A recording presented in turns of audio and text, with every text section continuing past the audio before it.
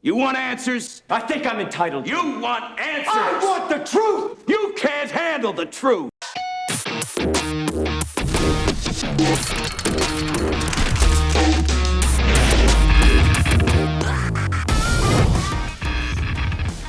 Why, hello everyone.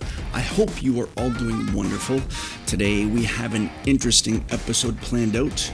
We are going to launch into the topic of lying.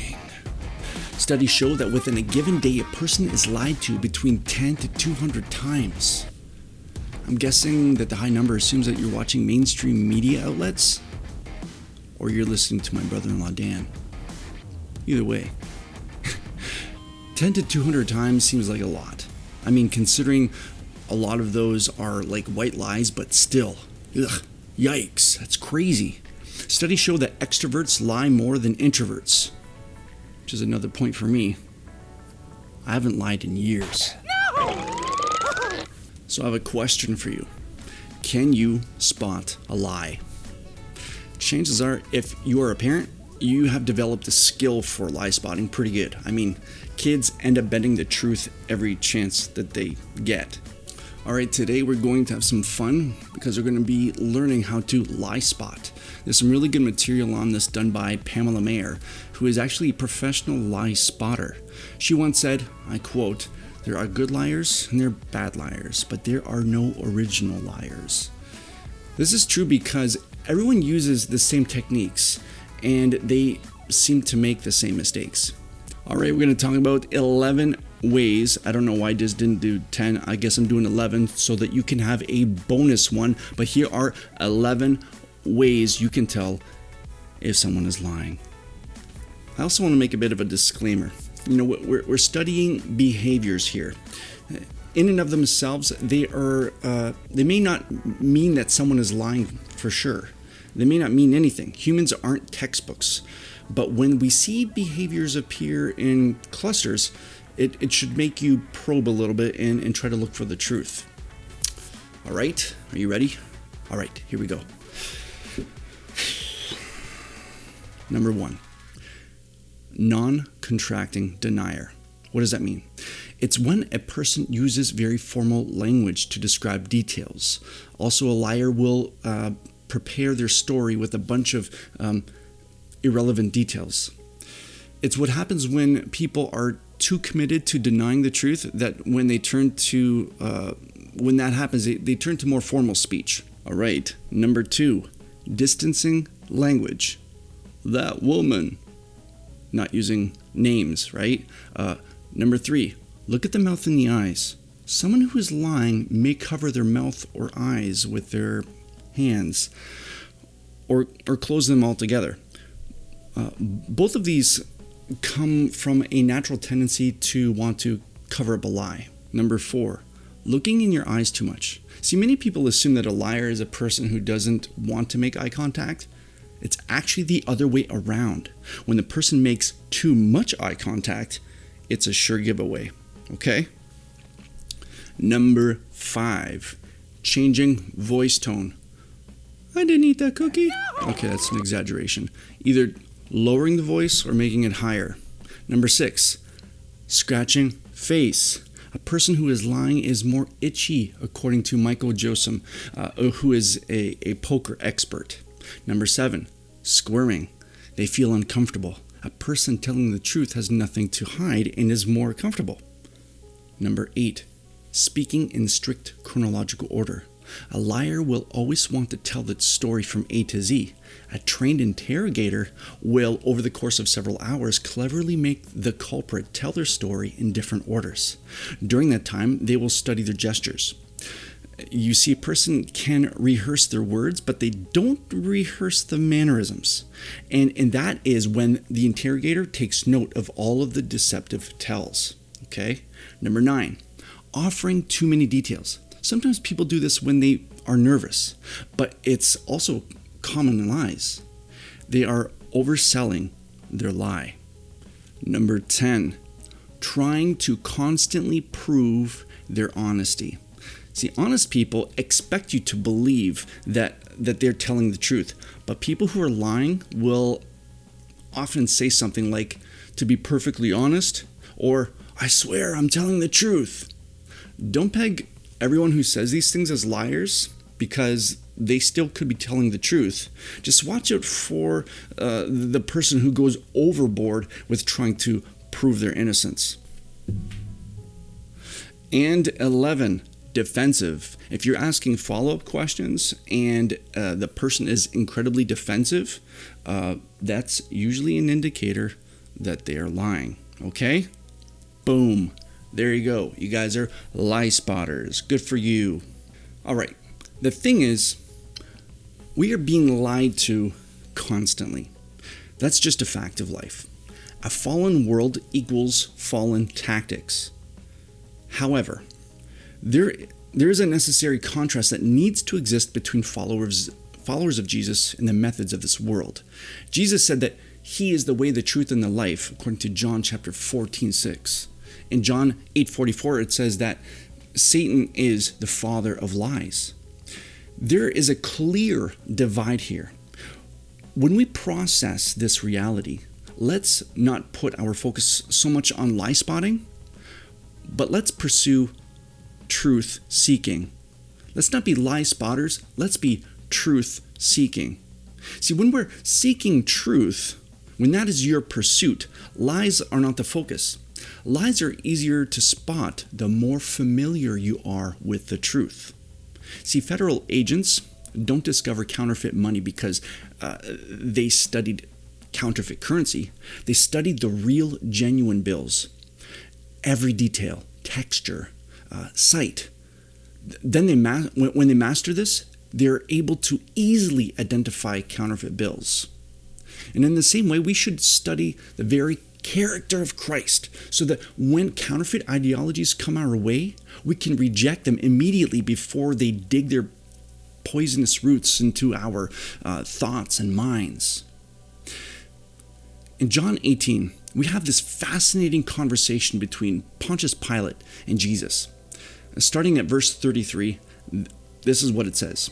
Pilate then went back inside the palace, summoned Jesus, and asked him, "Are you the king of the Jews?" "Is this your own idea?" Jesus asked, "or did others talk to you about me?" "Am I a Jew?" Pilate replied.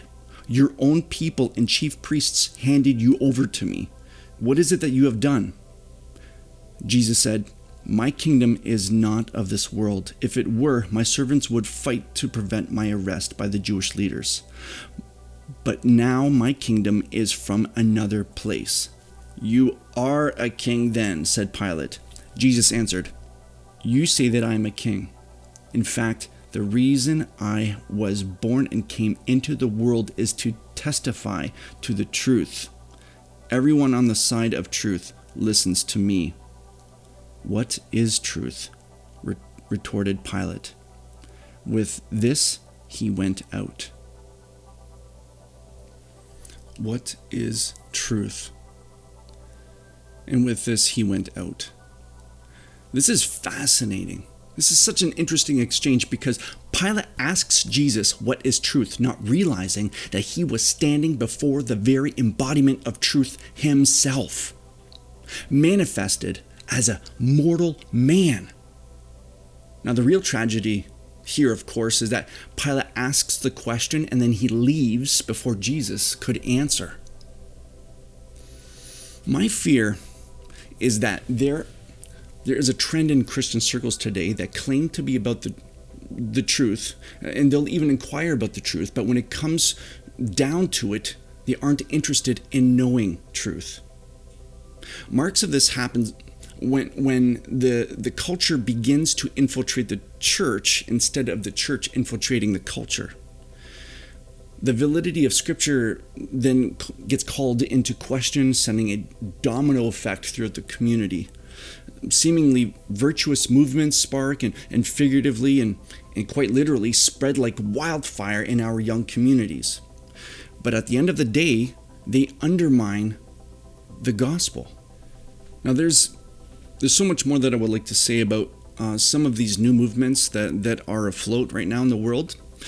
But I think I'm going to save that for another time when we launch into another topic like Marxism and why that would be beneficial for us to be familiar with.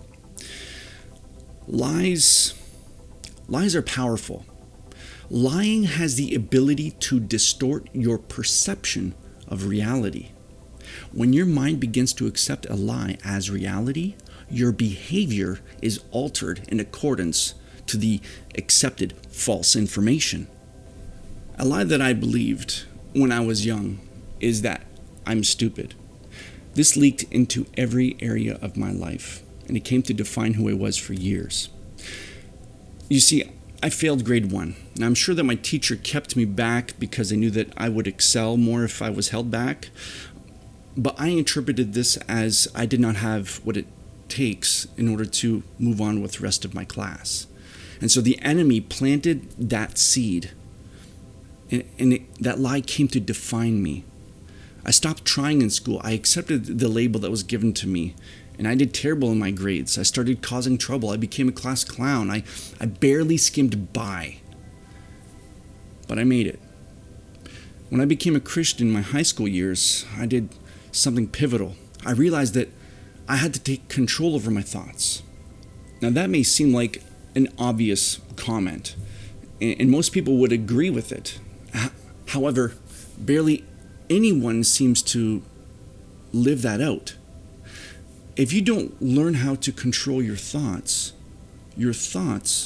will control you. In 2 Corinthians chapter 10, verse 5, it says, "We demolish arguments and every pretension that sets itself up against the knowledge of God, and we take captive every thought to make it obedient to Christ." Taking your thoughts captive is like filtering the information coming in and measuring it with Christ. When you have a transformed mind, like the one that we read about in Romans chapter 12, verse 2, we aren't just changing the influence in our lives, we are completely changing the way that we process information coming in. If you're letting in toxic garbage will be in your head and eventually giving credence to the lies. That leaves your perception of reality compromised, and what the psychologists call the illusory truth effect. And that's what happens. You subject yourself to a lie long enough, you begin to believe it. It becomes your cognitive bias, something that you accept as truth because of your perception. It's not necessarily a reflection of reality, but when a lie is believed to be true, it is lived out as if it were true, and that matters. Now the good news is, no matter where you are at, hope is always there waiting, trying to tell you that the best is yet to come. I read this amazing book by a cognitive neuroscientist by the name of Carolyn Leaf, and she describes the concept of neuroplasticity. See, neurologists have found that no matter how old or young you are, you can rewire, you can rejuvenate, and you can revitalize your mind.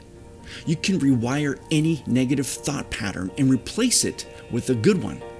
You can rewire your brain using God's truth and experience true victory in your life. Neuroscience is discovering this now, but the Bible has been teaching us this truth for thousands of years. For instance, check out Proverbs 23, verse 7. In the New King James Version, it says this, "For as he thinks in his heart, so he is." So if you're trying to address an issue in your life, some sort of addiction, either to gambling, alcohol, smoking, pornography, gossip, don't make the mistake of addressing the behavior. Remove the behavior and replace it with God's truth. Because if you don't replace it with God's truth, what you're essentially doing is you're creating a vacuum, and that will lead the lie right back into your life. The truth is powerful, and despite what Jack Nicholson believes, you can handle the truth. Your life was meant for nothing but the truth. So surround yourself with friends who speak the truth, with music that perpetuates the truth, with shows that point towards the truth, in a church that seeks the truth. All right, I think I'm going to close it up right now. Thanks for engaging with my material today. I hope that it will bring value to your life and hope to your soul. Until next time, keep fighting the good fight.